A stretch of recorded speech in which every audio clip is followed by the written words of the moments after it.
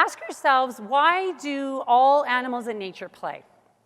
I wrote a book called The Dolphin Way, and I really looked deep into dolphins, actually, who have higher centers of empathy than even humans. But dolphins play a lot every day. Orcas, killer whales are dolphins, and they have to hunt and they have to survive in this ocean, and they're the world's top predator. How do they make time for play, and why? Why do polar bears play? Why do mice play? Why is play pervasive in nature? Why, the more sophisticated the animal, the more we see play behaviors in childhood and in the adults? The reason is play, like I said, is how we adapt.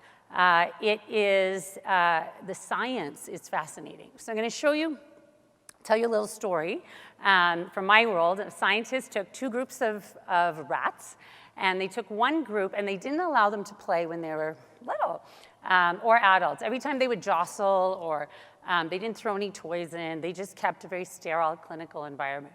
The other group of little mice, rats, were allowed to do whatever they want. They threw toys in, they let them jostle around and wrestle. And then the scientists took the collar of a cat, which is danger, and threw it in both of these tanks into these environments. Like all the smart rats, they all ran into a hole because there was an escape route. And then what happened next was fascinating. The group of rats that were allowed to play came out, sniffed around, checked it out, realized it wasn't a real cat, it was just a collar, it was a smell, and they came out and lived a happy rat life. And the other group died in the hole. They couldn't adapt, they couldn't change, they couldn't figure out a way out. That's the power of play. And we see this a lot in different scenarios now. In my book, I talk about JPL Labs, which is in California, and when they found out their older engineers were having their younger engineers were having difficulty with problem solving, even though they're being recruited from like the Ivy Leagues and with these fancy GPAs, and the older engineers were able to still kind of have that critical thinking, and like good engineers, they went back and they looked at the data, very extensive life data, and they found out the new engineers, the younger ones, hadn't played with their hands the same way. They hadn't taken radios apart and put them back together in soapboxes and all those things, which is really important for our critical thinking center, because our hands are connected to our brains. We have 150,000 sensory neurons here. So getting our hands dirty and hands-on is a key element. So what two ingredients for lasting success does play give us? So I already gave you a hint to one.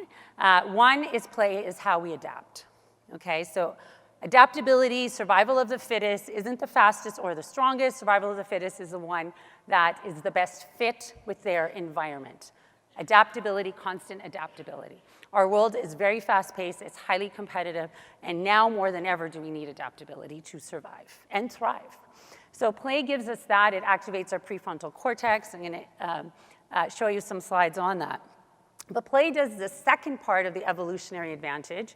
So one is survival of the fittest. The second is what we call diversity of the species. Diversity of the species is what we all need to thrive in our environments.